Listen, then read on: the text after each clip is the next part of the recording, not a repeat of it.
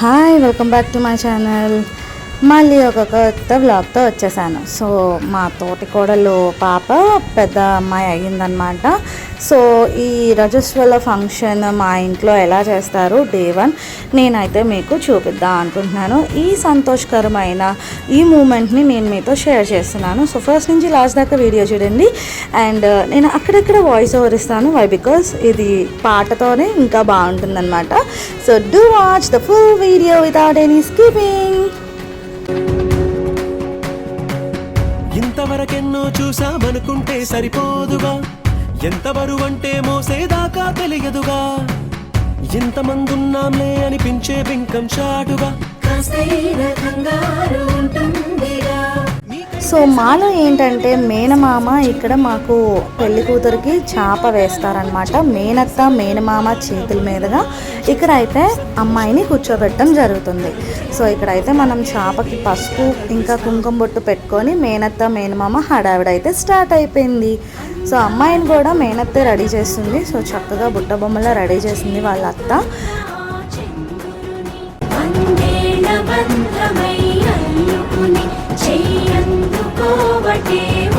పంతులు గారు చెప్పిన మంచి టైం కూడా వచ్చేసింది. ఆ శుభగడియల్లో అమ్మాయిని అయితే చాపని ఎక్కించడం జరిగింది. ఇక్కడ వచ్చిన వాళ్ళందరికీ గంధం బొట్లతోటి అందరికీ అక్షంతలు ఇస్తూ ఆహ్వానిస్తున్నారు. సో మా తోటి కోడళ్ళే చాలు, ఎవ్వరూ అక్కర్లేదు. మాలో మేమే చాలా ఎక్కువ సైన్యం అన్నమాట. సో ఏదైనా ఇంత హడావడి అంటే ఇంకా మామూలుగా ఉండదు. సో ఆ అమ్మాయిని అయితే మొత్తంగా చాప మీద ఎక్కించి కూర్చోబెట్టాం. తనకి తోడుగా ఇక్కడ కొబ్బరితో చేసిన చిన్న బొమ్మను కూడా పెట్టాం. వాళ్ళ మేనత్త కూడా తను తెచ్చిన అన్నీ కూడా ఆ పైటని తీసి అడ్జస్ట్ చేసి ఒక్కొక్కటిగా పెడుతున్నారనమాట. కుదురుగా నిమిషం కూడా నిలబడలేమే బొత్తిగా, ఏ మాత్రం ఏ చోట రాజీ పడలేక, చుట్టాలందరికీ ఆనందంతో కళ్ళు చెమర్చేలా, కిట్టని వాళ్ళైనా ఆశ్చర్యంతో కన్నులు వచ్చేలా. సో ఇది ఏంటంటే పాతకాలం పద్ధతిలోనే మేము ఫాలో అవుతున్నాం. ఇక్కడ మట్టి పాత్రల్లోనే అమ్మాయికి ఫుడ్ పెట్టడం జరుగుతుంది. అండ్ ఈ రోజుల్లో అవన్నీ అంటే కష్టం కదా. సో కాబట్టి ఈ పార్లల్గా వెండి ప్లేట్ ఇంకా వెండి గ్లాస్ కూడా పెట్టాము. అండ్ మొత్తంగా అమ్మాయిని అయితే ఇలా అలంకరించి ఇంకా మేమైతే మా ప్రొసీజర్ స్టార్ట్ చేస్తాం. ఇక్కడ మేనత్త ఏం చేస్తున్నారంటే పసుపు ముద్దలు చేసి 11 రోజులు కూర్చోబెడుతున్నాం కాబట్టి 11 ముద్దలు వెనకాతలకి విసిరాలన్నమాట. అలా వెనక్కి తిరిగి చూడకూడదు. పాపం మా పిల్ల తెలియక చూసేస్తుంది. సో చాలా పైకి విసిరేస్తుంది, ఏదో త్రోబాల్ విసిరినట్టు. బట్ చాలా బాగా ఎంజాయ్ చేసాం అందరం కూడా. సో ఏకంగా రూఫ్ మీదకి విసిరేసింది.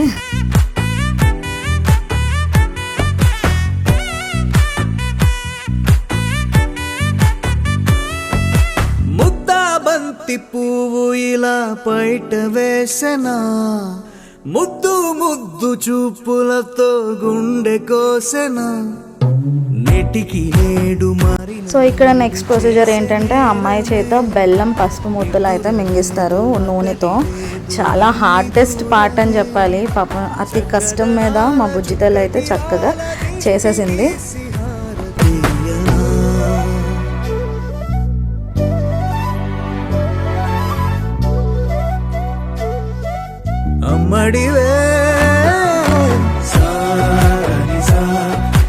సో అంతా అయిపోయిన తర్వాత పెద్దవాళ్ళందరూ ఆశీర్వదించడానికి అయితే వచ్చారు. సో వాళ్ళ నాన్నమ్మ చెప్తున్నారు వచ్చిన వాళ్ళందరికీ నమస్కారం చేయమని.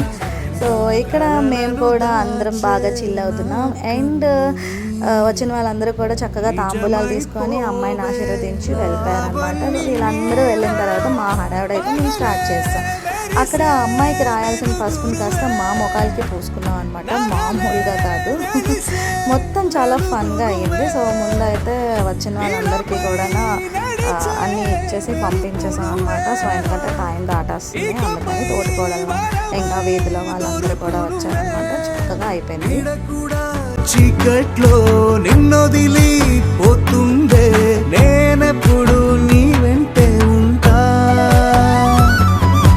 ముద్దాబంతి పువ్వు ఇలా బయట వేసనా, ముద్దు ముద్దు చూపులతో గుండె కోసెనా.